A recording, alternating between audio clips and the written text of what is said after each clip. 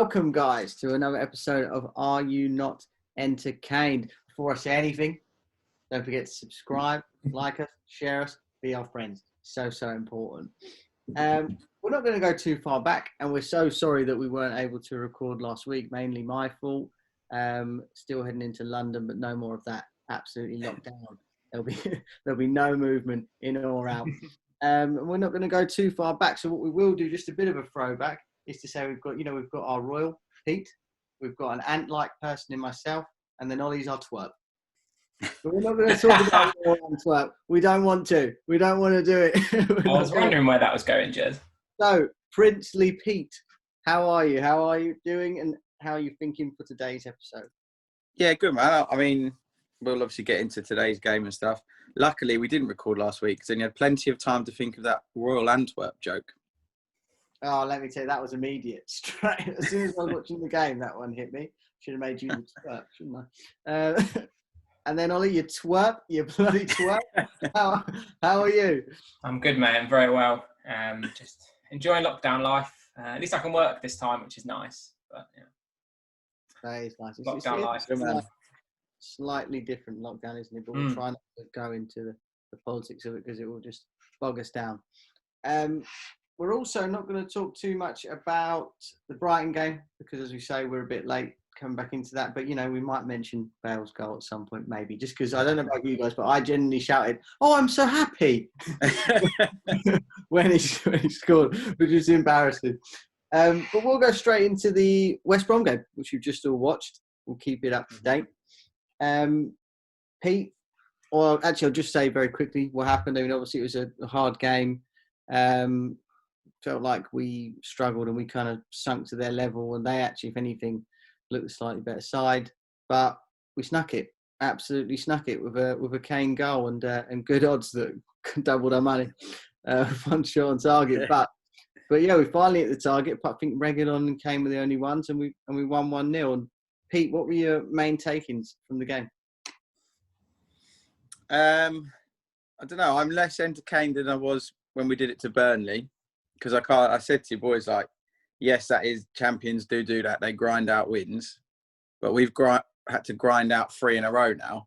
And champions actually do sometimes play quite well, which I don't feel like we've done probably not since Man United. Actually, the Europa League game this week, we moved the ball quite quickly and were decent, but they weren't much, were they? But, yeah, it seems to feel really similar to when we were playing poorly under Poch right at the end and nothing was happening. We weren't really creating and it felt like we were flat.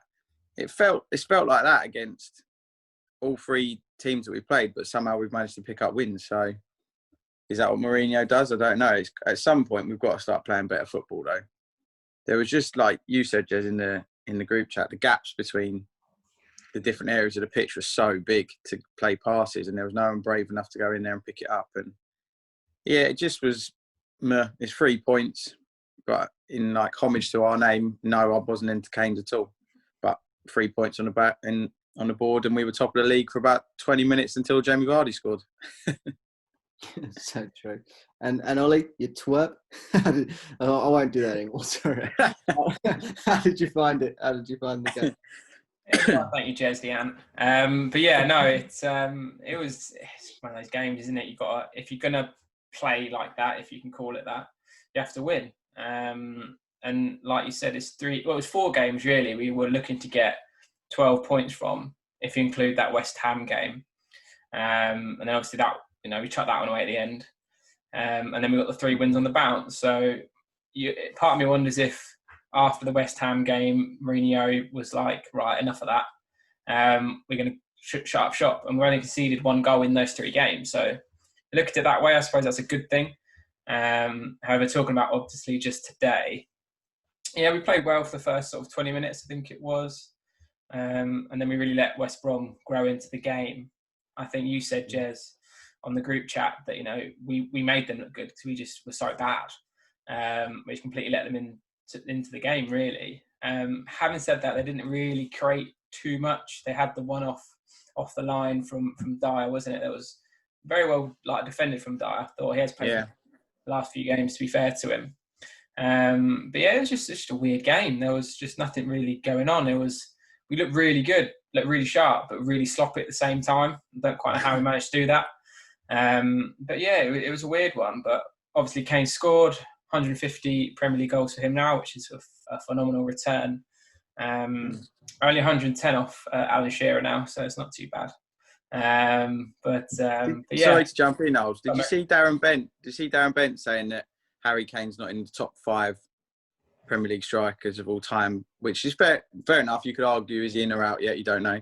But one of his reasons was longevity. I was like, he scored 150 goals. Like, how can you say that's the reason why? Like, there's other reasons that if you want to argue it, but not longevity, because he has, since he started playing in the Premier League, he has just done it every year. So how can you say that? It's nuts. Mad. I also read that he was the first player to be born after the Premier League started to hit 150 goals, which is quite cool as well. Good stat.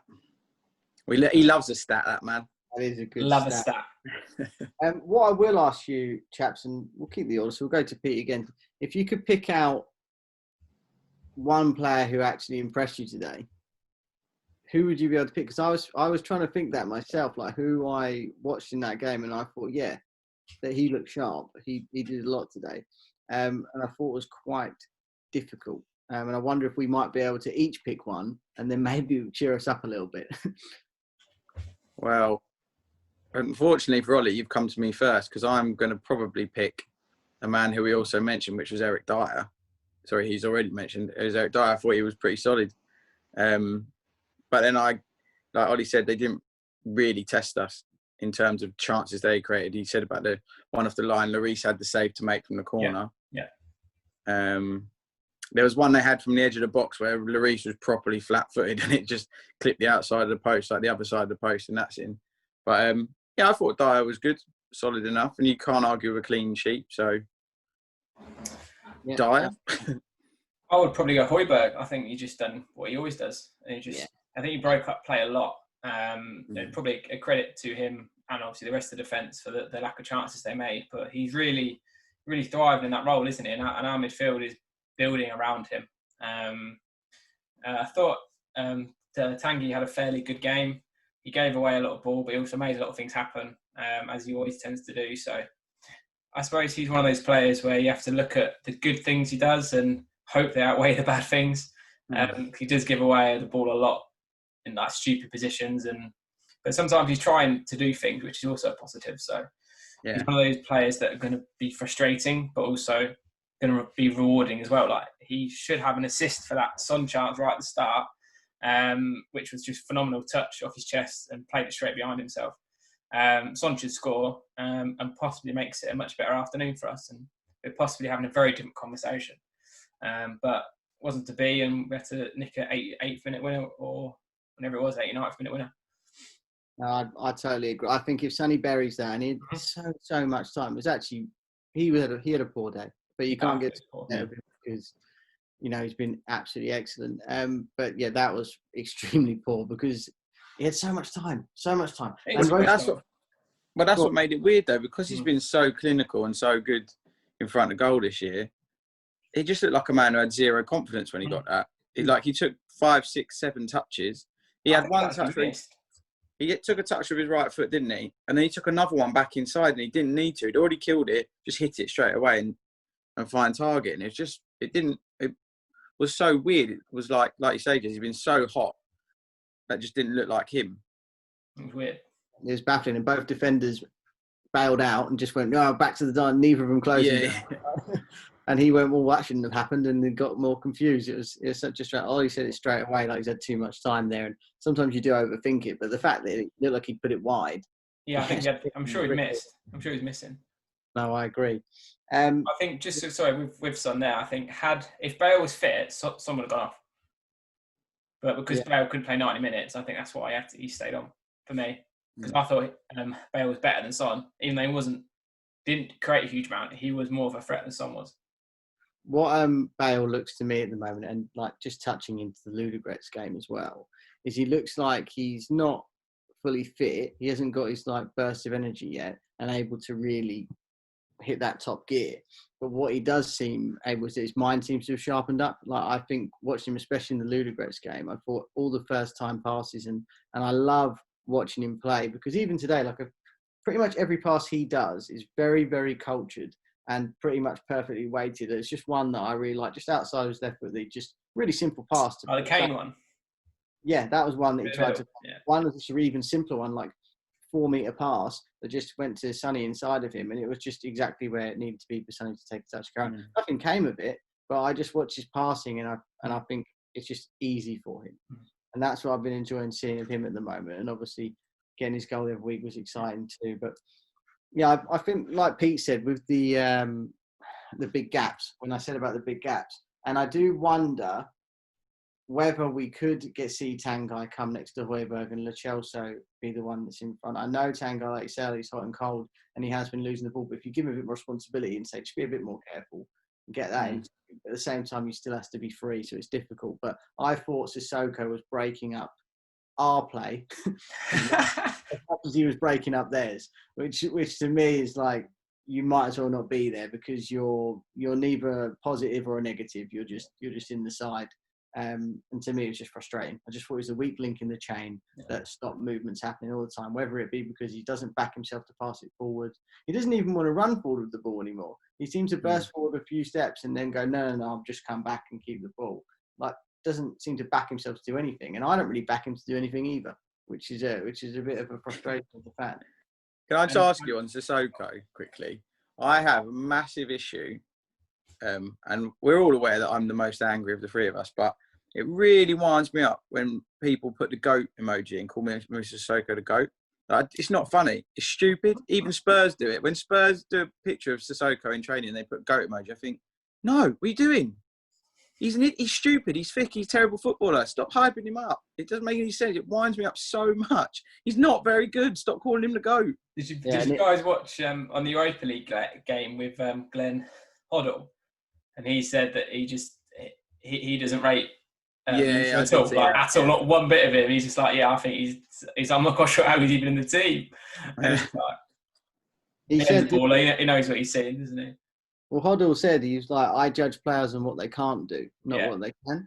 And I thought that was quite a poignant little thing to say. And I totally agree, because you're watching Sissoko and we're thinking, well, he can't shoot, can't really pass. Like, it is very true. And he's not able to do the things that you need centre midfielders to do. I mean, he's just energy. Speaking of energy, just a quick shout out to Mora, a negative one though. I thought he came on like an absolute energizer bunny, just there to cause havoc and possibly destroy our chances of winning. Like, he tried to clear it like 3 times, so he just scuffed it up into the air in the middle of our box. He was trying for another corner, didn't he?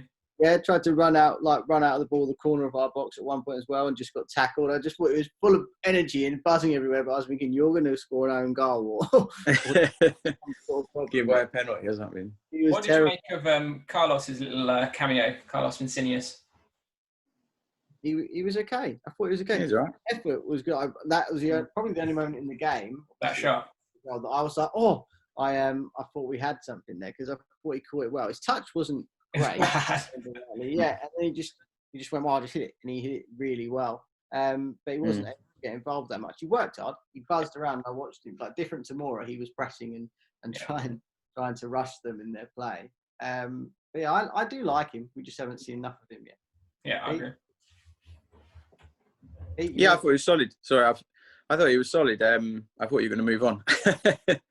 He's decent enough. I still think he was really harshly subbed off at half time in that Europa League game. I thought he'd actually been one of our better players, and for him to get hooked felt harsh to me. So it just seems to be the Mourinho way, doesn't he? He's just very cutthroat, and you either take it really well or you take it badly. Seemingly, Tanguy's taken it pretty well and turned it around. Although he did say, didn't he, Tanguy, when he got asked about it, he was like, it didn't motivate me, but it didn't make me feel worse. I didn't really think about it. Talking about Jose slamming him all the time.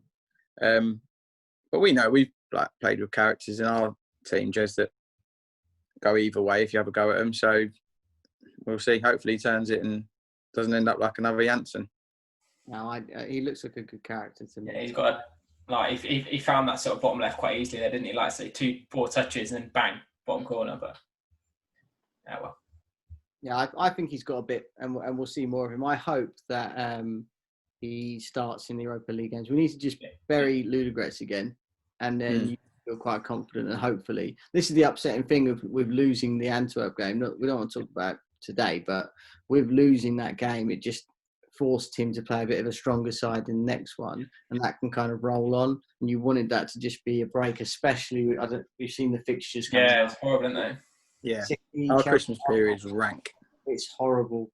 So to not be able to rest players in the Europa League in that period, that's probably why I think Mourinho was so angry about the Antwerp game, because I think he knows that was like a real domino effect causing problems. But yeah, I don't think if anyone has anything extra to put on the West Brom game or the Ludogorets, otherwise I'll be asking someone a certain question. Ask away. So Peter. Yes, Jerry. What's the time for? It's time for that six-a-side segment. Yes, it's that six-a-side segment. And today we're going to do biggest jokers, the funniest characters we think or we've deemed to be at the club. We don't know. There might be a hidden gem that we don't know about. We've been joking in the background and never came to light. But we'll get into it. So I went for Joe Hart as my goalie. I know he hasn't been at the club that long, but I remember that video of him doing stupid dancing. I think I'm pretty sure he's a bit of a boy. And when I was thinking of like different goalies that we've had at the club, I thought, who would I want to go for a drink with? And probably Joe Hart was right up there as top of the list. Like, I just reckon he'd be a good time compared to take, like, let's say I went for like a Brad Friedel or a I don't think I'm having a good night. I don't. All right, I wouldn't be surprised if Brad would turn up and be like, well, I don't drink, but feel free to crack on in his English accent. Yeah, famous the English accent. But yeah, that's the guy I've gone for. I've gone for Joe Hart. Ollie, what are you gone for? So I couldn't think of many goalkeepers that were sort of would make me laugh too much. So I've actually gone for Aurelio Gomez. But the amount of times he made me say that's a joke. So I don't know. I suppose he's a joker in that sense that he's made me laugh and cry. But yeah, I'm not. It was a difficult one to keep. So my dog's just decided to join me, so I'm gonna kick her out quickly. Over to you, Pete. Okay. Cheers, mate. I've also gone for Joe Hart, based on the dancing video, and he seems like he's got a good sense of humour. Like he did put on his Instagram a picture of him when they're all in the suits, didn't he? And he put with it the giraffe emoji because he's got such a long neck, and just the fact that he takes the mick out of himself. I thought, you'll do for me, Joey. So in he goes. Like gets him in as well. Straight in. I do like him. He's a good character. I think, to be fair, I would have definitely voted for Joe Hart. So there we go. So the two defenders, I found it really easy for my first one. I put Walker, Walks down. I love Walks. I miss him. I miss him. I do miss him. And I think he's got so good. I genuinely think he's world class now. But watching him for City is sad. But I would love him to come home one day. not that I think he will. But yeah, he talked about going home as in back to Sheffield United. I was going to say, that is his home. Because I just remember the interview where he was pretty much nearly crying, wasn't he? And he was talking about how he did turn to tears when he thought about the fact he would never play for Spurs again. I just remember being an absolute class character to be around. And he always looks like a laugh in the England setup as well. Yeah. So, yeah, Walks was an easy shout for me. And then the second player I went for was Jan Vertonghen. I think he's got like a dry humour. Well, like in some of the FIFA videos, he'd be like, "Oh, this is so bad," to beating someone like 3-0, and he'd just look at him like, "Never played this game before." I just like how he seems to want to just poke at people and irritate them. I reckon he'd be a cracking character to have around as well. Another guy I miss. I don't think he'll come home, but I do miss him too. No. So those are the two players I've gone for. I've also gone for Walks, just for the stuff we sort of had come out of the club whilst he was with the club, sort of on social media and stuff, and he's always involved in those sort of Halloween videos and trying to wind people up. And he was just a great guy, and like you say, very funny and very sort of personable, and yeah, definitely miss him. I mean, to be fair, I think he has just cost Man City a penalty, so whatever that is. But yeah, no. And then the other defender I went for was Ollie, you're right. Cast him aside. Another right. Forget about him. World class, you just say, Joe. But yeah, no, I'd go for Serge Aurier as well for the similar thing. Actually, he did do the Halloween video recently, but he also seems like quite an entertaining bloke in himself. I think a lot of the players, you sort of see it sort of on like social media and stuff like that. He's always having a joke and a laugh, sort of behind the scenes and stuff, which is nice. So yeah, I think I'd go for Walks and Serge. We have ourselves a triple crown champion, boys. Kyle Walker makes it in with 3 votes for the biggest joker. I would like to echo what everyone else has said. I miss him. I'd love him to come home. I just don't think he sees us as his home anymore. And similarly to Ollie, I've also gone for Serge. Puts him in because I think there's like you're right, there's different types of humour. Like I imagine if I spent every day with Serge Aurier, he'd get on my nerves. You want to kill him. Like massively. But in small doses, he seems like he's good fun. But then I'd probably I agree that Jan has got a good dry sense of humour, but I didn't put him in. I went for Walks and Serge. Just on Jan as well, I think I remember there was an interview, I can't remember who was doing the interview, and they said that Jan was like hilarious, but because of the fact that he was just deadpan all the time, he was never phased and he'd just make comments, and that's good shot. Was it Dyer? I think it's Dyer. It may have been Dyer, yeah, it may have been Dyer. He's, by the way, someone that was nowhere near this team for me. El Viking, they call him, isn't it? Yeah, exactly. But moving into the midfield, 2 very different characters I've gone for. So the first one, I feel like he got a fair bit of slack, actually, quite disliked by rival fans and some Spurs fans as well, I think. But I thought it was hilarious, so I went for David Bentley. And I think he could easily have been like a best mate of mine if I was lucky enough to be in the club. I think he was top quality. Yeah, I saw him on like Soccer AM recently as well, and he was telling some stories about like how he acted with how much he loved Bullard and just some of the bits he used to get up to. He also revealed that, I think I said this in a previous pod maybe, that he has always cut his own hair, which I thought was very impressive because he was a good trim. But I just think he's a funny lad, and he seemed like a bit of a joker, like the sort of footballer you might have just randomly seen at a festival crowd surfing and be like, oh, there he is. I'm sure someone's told that story about David Bentley. But yeah, I think you might have heard that it's on the Magic Sponge podcast that Bullard used to do, and one of their guests came on and said he'd gone to like V-Fest on the Sunday and had seen David Bentley crowd surfing. Yeah, that you're right. It's in my subconscious because that is definitely true. It's like a lower league striker, isn't it? Who says it? I'm pretty sure the England boys were meeting up, and he was in the squad, and he was with England the next day, and he was, but he just seen him crowd surfing at a festival. So good. And Bentley, he was going like, Bullard was asking him why he's retired and why he doesn't play football anymore, and he was like, "Yeah, I'm going to be a rock star now." And they're just throwing out like, I just love him. And then the second player I went for was Sandro. Very different. Sandro, what a hero! I forgot about Sandro. Absolute roundhouse kicks in the changes and that. So exactly. Yeah. Also, any man who just plants his legs and takes the football full into the face is an all right guy by me. Yeah. So I had to go for him. That was my pair. So good. So I've also gone for David Bentley for the same reasons. He seemed a funny bloke. Like he always seemed like he was having a laugh and a joke. And obviously the thing with Redknapp, where he chucked the thing on him after the interview, we've got the Champions League at City, whilst he wasn't even playing, which is just hilarious. A manager who didn't get on with him, and then he chucks sort of Gatorade or whatever the hell it was all over him. And for the other midfielder, I was quite torn between these ones. So I'm going to tell you who I was torn between. I'm going to tell you who I decided on. So Lucas Moura, who I find hilarious, but also in the same sort of Surge thing, could be quite annoying. After every game, he's always like, come Spurs, come Spurs, come Spurs, and coys, like all the time, which cracks me up. And the one and only Mr. Dele Alli as well, who I do find quite entertaining and funny. I've just spoken about Moura, but I have gone for Dele Alli because I just think he's just hilarious. I think he's a great lad. And it's a shame that his footballing career has sort of slowed up a little bit, you could say. But as a person, as an entertaining bloke, he does seem like a good laugh. And he's always streaming COD games and what stuff, which was quite funny. So yes, I've gone for Dele Alli and David Bentley.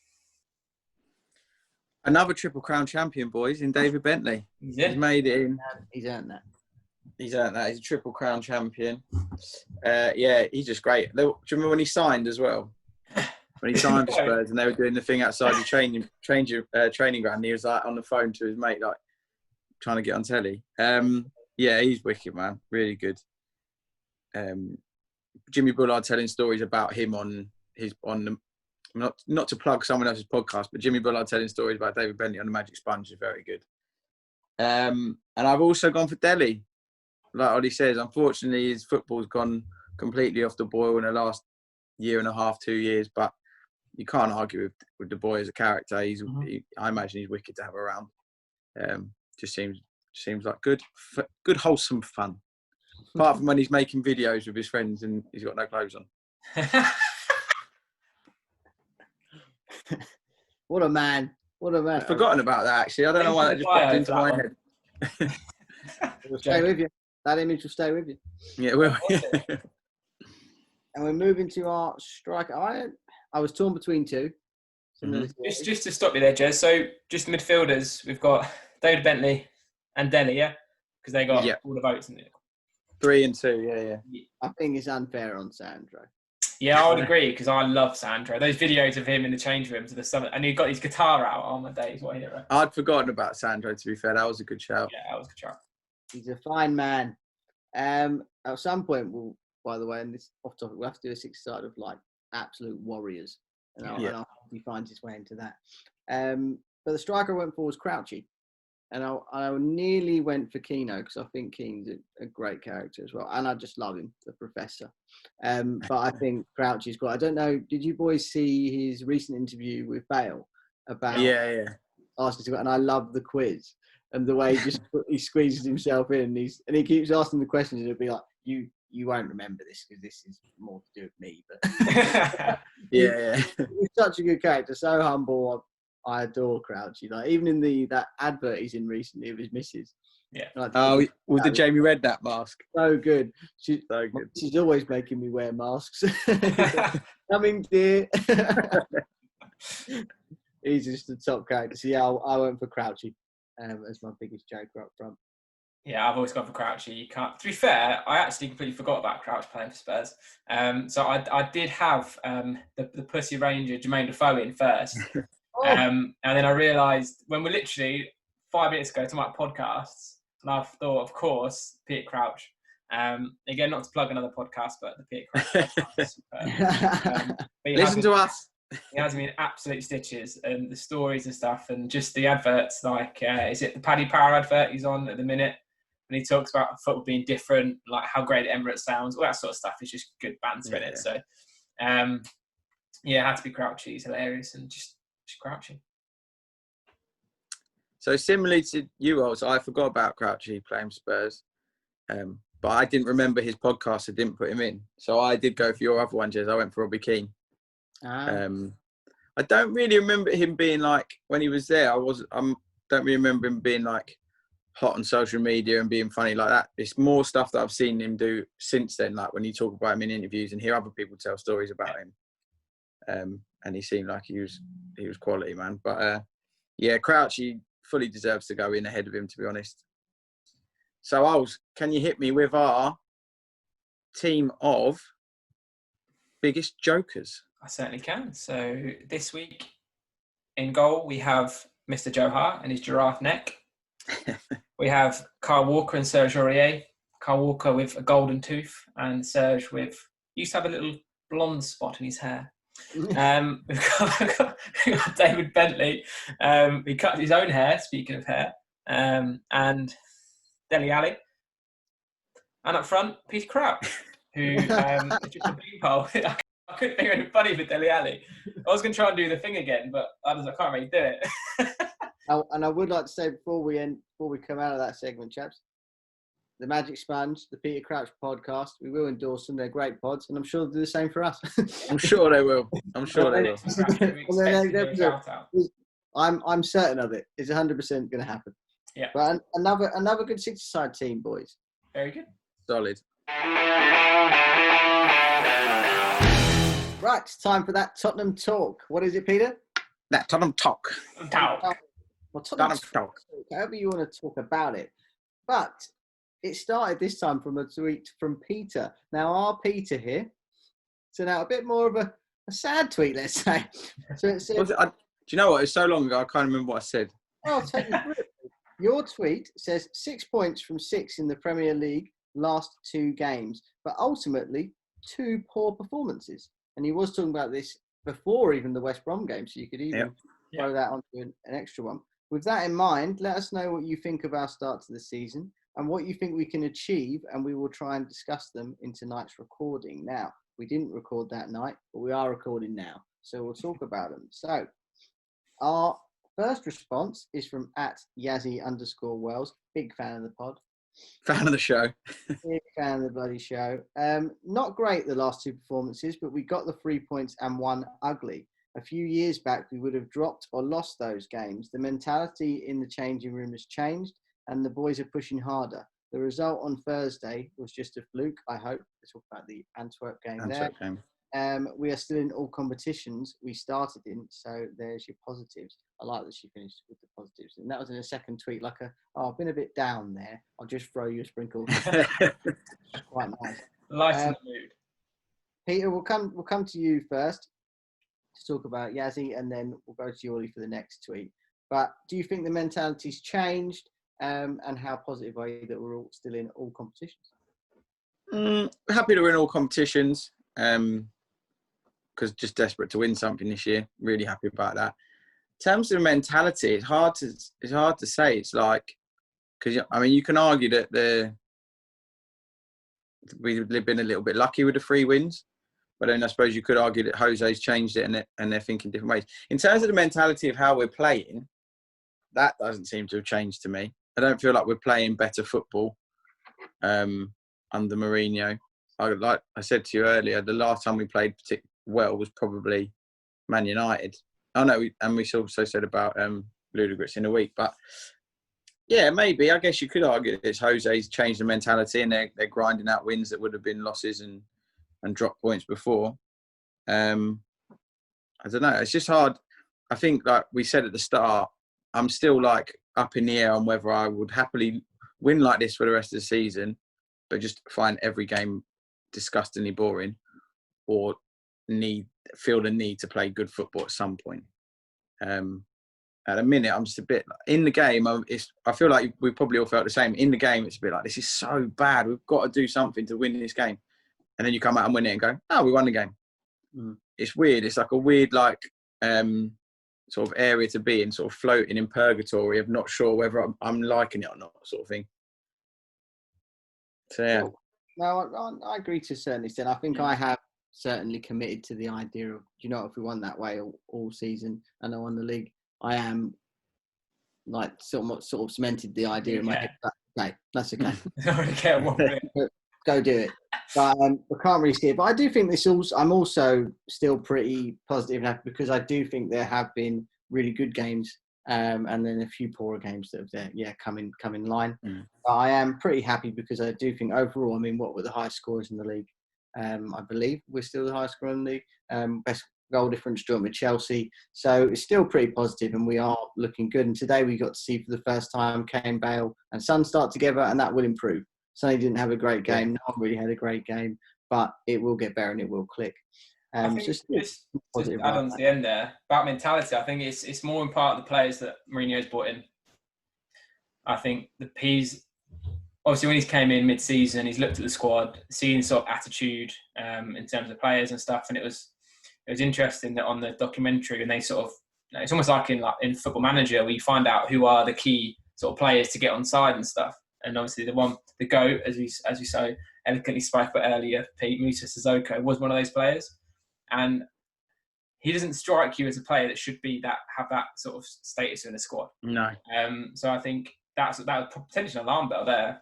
So I think Mourinho's come in, brought in Højbjerg, Reguilon, Doherty, players like that have that. Obviously Gareth Bale, they have that mentality of and that's made the difference, which you could argue is shifting the mentality of everyone else in that same thing. So Yeah, I think mentality is improving.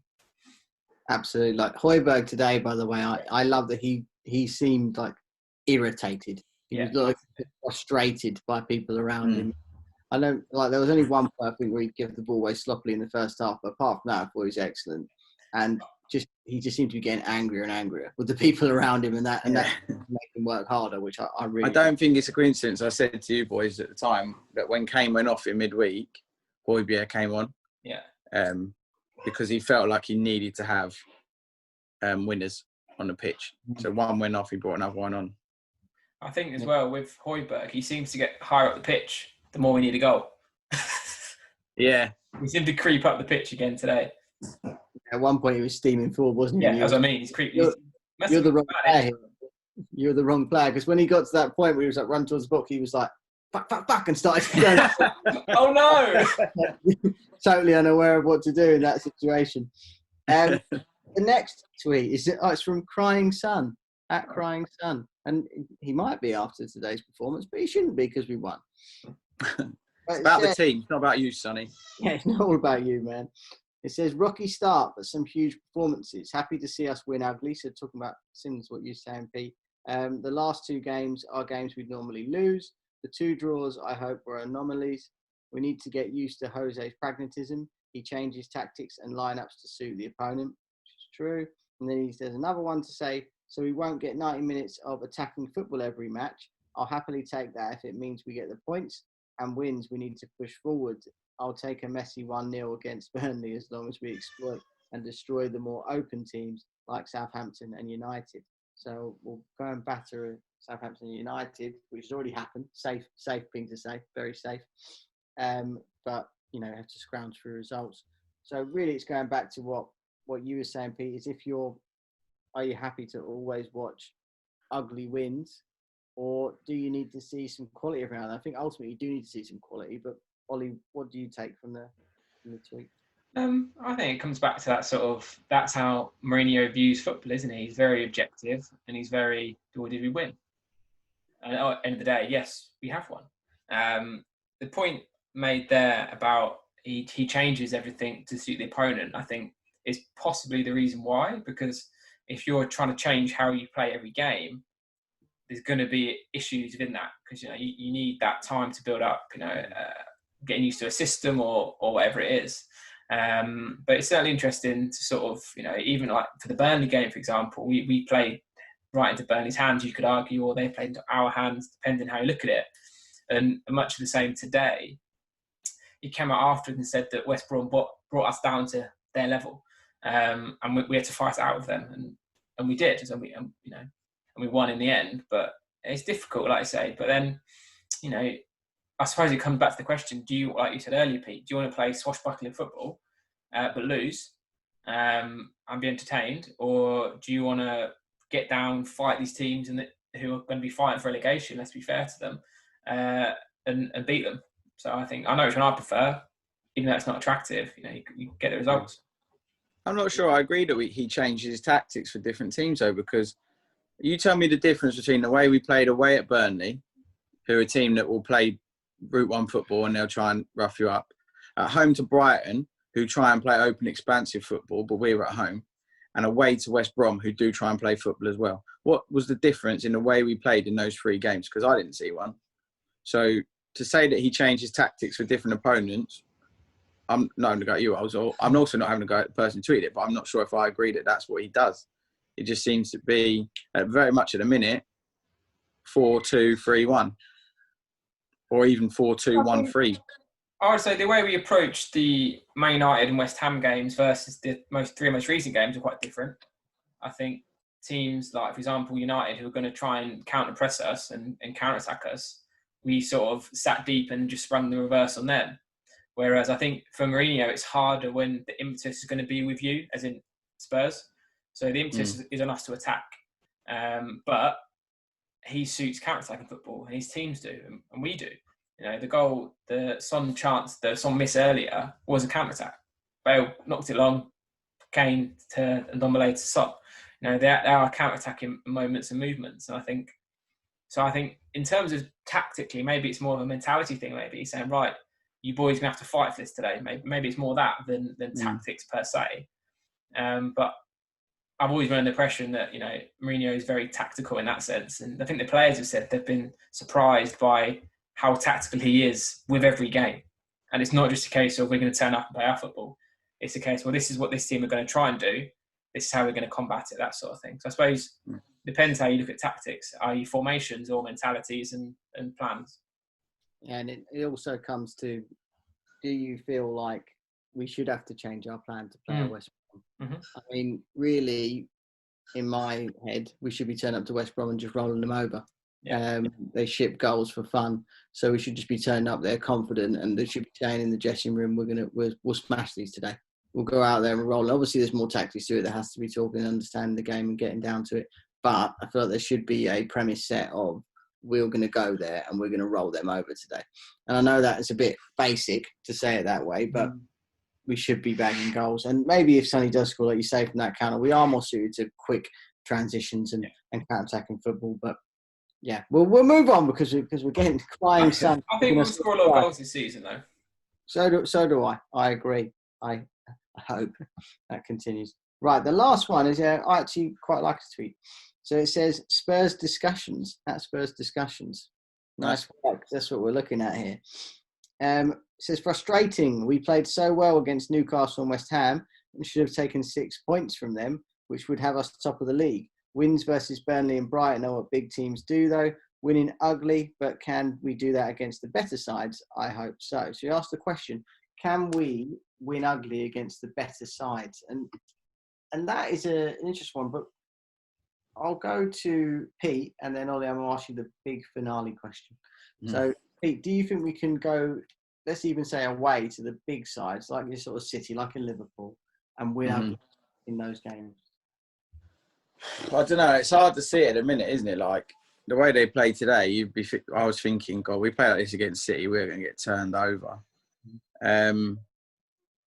But then, you know, then that's where Mourinho comes into his own, like Ollie was saying about how breaking down other teams, this is what they're going to try and do to us, and this is what we're going to do to stop them, is going to be important.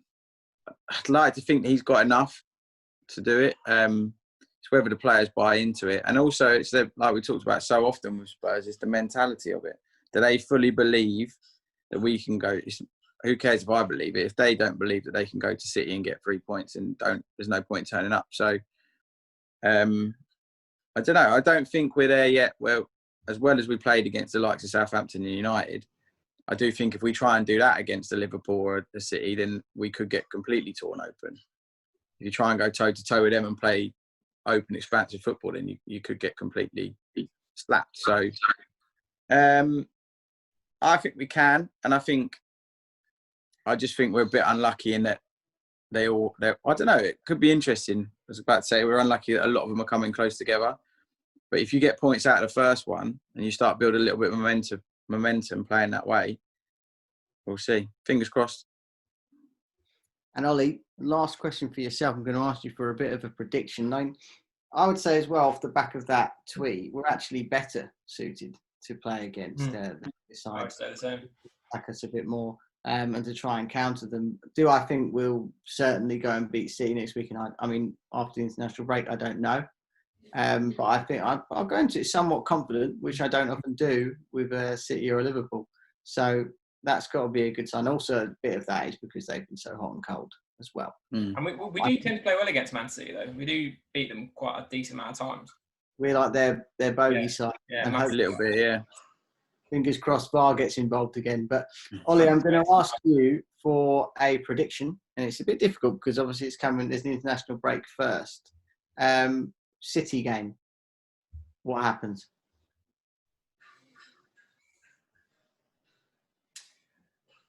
Difficult, isn't it? I don't know. What do you want from me? A result? A team? Performance? I want to score, and then maybe one niche thing that will happen. Okay, so a niche thing. I think I'm going to see a Højbjerg goal. Oh, okay. And I think it's going to be a terrible game from the fact that we're Spurs fans, and that's how I view every single game that I watch until it finishes, until it's over. But score-wise, we're at home. We're at home, aren't we? Yes, we are. Okay, so I think we'll beat him at home. I hope so. 3-1. 3-1. Nice. 3-1. And Peter, I'm not going to ask you because no, go on. I have a score and one niche thing. 2-2. Eric Dyer to give away another penalty. That's not niche. That's true, actually. Yeah, that's not obvious. Niche. No, we'll take it. We'll take it. My pen. I'll go 2-1 to the Spurs. And the niche thing I'll go for is, let's say, Bale to score the winner. Now, maybe it's not too niche, but I just like it as an idea. But that's what we'll go for. Those are our little, and we'll all put a bet on it now. But that's what we'll go for. So, chaps, Ollie, are you or are you not entertained? Difficult one, isn't it? Because the actual football is not entertaining, but we're winning games. We were top of the league for 24 minutes. So, yes, I'm entertained. Just about. And Pete, are you entertained? Not at a minute. I know we got, like Ollie says, this is perfect for me and Ollie. Ollie will be super positive and he's entertained because we've got we've got the points. But yeah, I'm not enjoying watching Spurs at the minute, and hopefully that changes. But again, thing is though, I would take it if we go Man City next time out and we scrap a win. I'll take it. It's just I'm not entertained with the football we're playing. I am entertained with the results. There you go. And I'll say the same. I'm not entertained, and I'm not entertained either, but I am content. And we're doing all right, and the table looks pleasing to look at. And I spent a lot of time just looking at the table, so we've got to be pleased with that. But gents, it's been a pleasure as always. And guys, thanks for coming, thanks for listening to us, and please, like, make some comments, tweet us, interact with us. We're so lonely. God, we're so lonely. God, so lonely. Just like us, please.